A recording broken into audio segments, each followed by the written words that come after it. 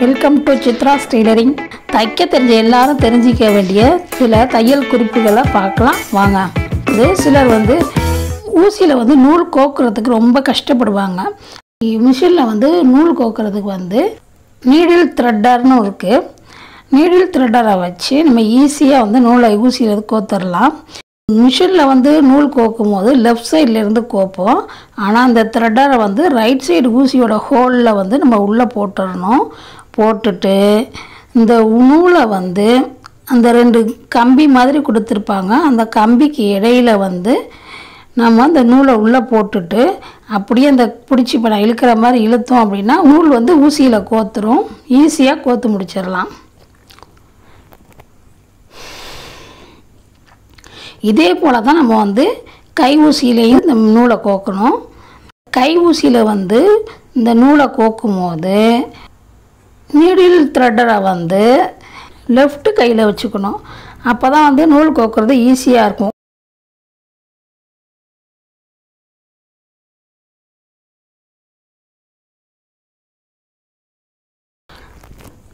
அடுத்தது நம்ம தைக்கும் போது குண்டூசிலாம் கீழே விழுந்து காலில் குத்திரும். அந்த மாதிரி காலில் குத்திராமல் இருக்கிறதுக்கு மேக்னெட் இருந்துச்சுன்னா நம்மக்கிட்ட அந்த மேக்னெட்டில் குண்டூசி அது மாதிரி நம்மக்கிட்ட ஊசி நிறைய நுனி வளையாமல் சில சமயம் தைக்காமல் இருக்கும். அந்த மாதிரி ஊசிகளையும் நம்ம பின் பண்ண யூஸ் பண்ணிக்கலாம்.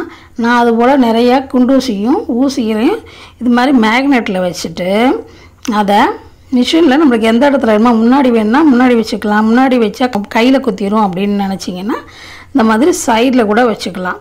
அடுத்தது நம்ம பெரிய ஊசி கையில் தைக்கிற ஊசி இதெல்லாம் நம்ம அடிக்கடி தைக்கும் போது யூஸ் பண்ணுவோம். அந்த ரெண்டு ஊசியையும் மிஷின்லேயே இப்போ லோகோ கொடுத்துருப்பாங்கள்ல, இந்த சிங்கர்னா சிங்கர், ஹாப்பினா ஹாப்பின்னு கொடுத்துருப்பாங்க. அது லோகோக்கு இடையில் நம்ம ஊசியை குத்தி வச்சுக்கிட்டோம் அப்படின்னா தேவைப்படும் போது எடுத்து யூஸ் பண்ணிக்கலாம்.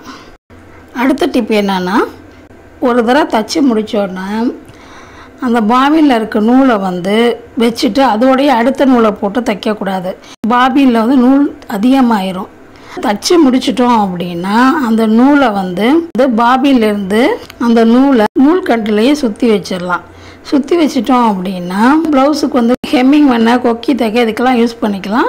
அப்படி இல்லைன்னா அடுத்த முறை தைக்கும் போது யூஸ் பண்ணிக்கலாம். நம்ம அப்படி இல்லாமல் திரும்ப திரும்ப அது மேலேயே நூலை சுற்றணும் அப்படின்னா நிறைய பாபின் யூஸ் பண்ணுற மாதிரி இருக்கும்.